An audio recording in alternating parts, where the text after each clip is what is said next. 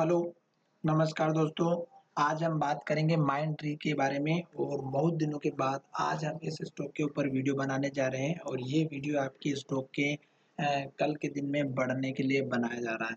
पर यहाँ पर कुछ कंडीशंस रहेंगी जो कि आपकी एजुकेशन के लिए ये वीडियो। दूसरी बात, जितने भी वीडियो बनाए वो सभी आपकी एजुकेशन के लिए। कोई भी वीडियो में किसी भी तरह की बाइंग और सेलिंग की मैं आपको एडवाइस नहीं करता हूँ। फिर भी अगर आप मेरे वीडियो को देखने के बाद स्टॉक में ट्रेड करते हैं तो अपने फाइनेंशियल एडवाइजर से एक बार जरूर कंसल्ट करें। अब हम यहाँ पर जो लेवल्स बता रहे हैं उसमें कुछ कंडीशंस है, जैसे कि कल के दिन में जैसे ही मार्केट ओपन होता है उस केस में आपको निफ्टी को चेक करना है, निफ्टी पॉजिटिव है या नेगेटिव।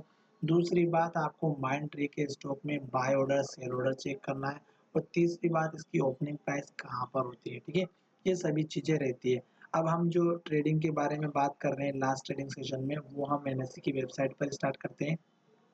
तो लास्ट ट्रेडिंग सेशन में हमें दो चीज़ कंफर्मेशन देखना मिलना है और वो है हमारा वीवेप वॉल्यूम और डिलीवरी परसेंटेज। साथ ही यहाँ पर अगर आप बाय क्वांटिटी भी देखना चाहते हैं तो वो भी जाकर के देख सकते हैं। अभी यहाँ पर वीवेप चल रहा है 1410 पर, स्टॉक की प्राइस है 1417 पर। ये हमें जो है पॉजिटिव दे रही है इंडिकेशन। दूसरा, यहाँ पर वॉल्यूम जो कि 13 लाख का है, ये हमने जो है डेटा में चेक किया, हिस्टोरिकल डेटा में 1 मंथ के डेटा से तो 13 लाख, और कल के दिन से अगर हम ट्रेडिंग कंपैरिजन करते तो 7 लाख और बाकी के दिनों से 9 लाख का ये वॉल्यूम का सेक्शन दिख रहा है। तो ये वॉल्यूम कल और 2 दिनों के वॉल्यूम से बहुत ही ज़्यादा है। तो ये हमें एक इंडिकेशन दे रहा है कि स्टॉक में एक अप ट्रेंड आ सकता है। दूसरा, यहाँ पर डिलीवरी परसेंटेज है जो हमारा है 31 का, ज़्यादा कोई खास नहीं है दोस्तों, एवरेज प्राइस है, एवरेज स्टॉक की डिलीवरी है, पर फिर भी ठीक ठाक है दोस्तों। अब हम कंफर्मेशन करने के लिए चलेंगे चार्ट की तरफ और चार्ट में हम देखेंगे कि स्टॉक की क्या सिचुएशन है। स्टॉक अगर आप देखेंगे तो एक बहुत ही बढ़िया अप ट्रेंड में रनअप में चल रहा था। स्टॉक ने यहाँ पर लो बनाया, फिर स्टॉक ने ऊपर लो बनाया, फिर स्टॉक ने ऊपर लो बनाया, फिर ऊपर लो बनाया, फिर ऊपर ऊपर ऊपर और इस हाई को ब्रेक करके नया हाई यहाँ पर बनाया। ठीक है, और ये हमारा लगभग बना है 1607 या 8 रुपए के आसपास का, 1605 रुपए का जो भी है। ठीक है, उसके बाद स्टॉक में गिरावट आई और स्टॉक ने लो यहाँ पर बनाया। यहाँ से लेके यहाँ तक एक अप ट्रेंड में था और लास्ट का जो लो बना था वही हमारा स्टॉप लॉस था दोस्तों।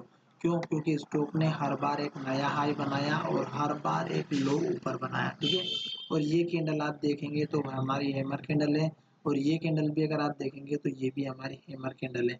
उसी तरह से इसी को अगर आप देखेंगे तो ये डोजी कैंडल को थोड़ा सा अगर क्लोजिंग ऊपर की तरफ होती है तो यहाँ से वही हैमर कैंडल बन जाती है।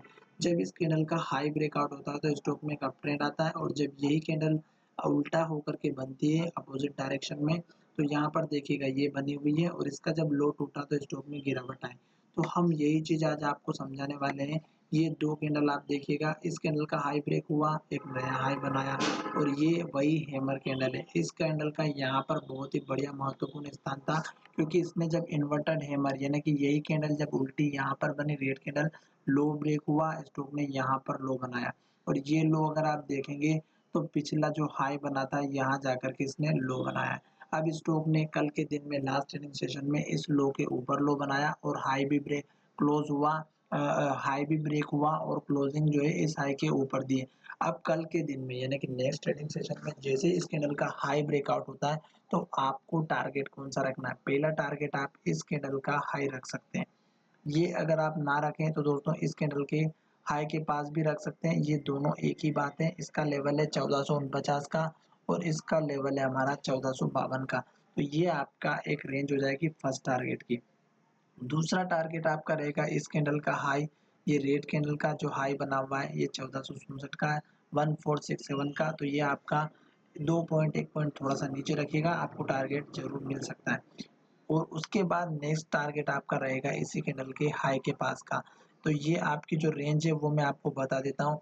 पहला लेवल है 1578 का और दूसरा लेवल रहेगा आपको 1589 का, 1589 का। तो ये दो लेवल रहेंगे आपके नेक्स्ट टारगेट के और क्लोजिंग आपकी इस कैंडल के हाई के ऊपर होगी तभी डिलीवरी प्रतिशत अच्छा होगा, तभी बाय बाय ऑर्डर भी आपको अच्छे मिलने चाहिए।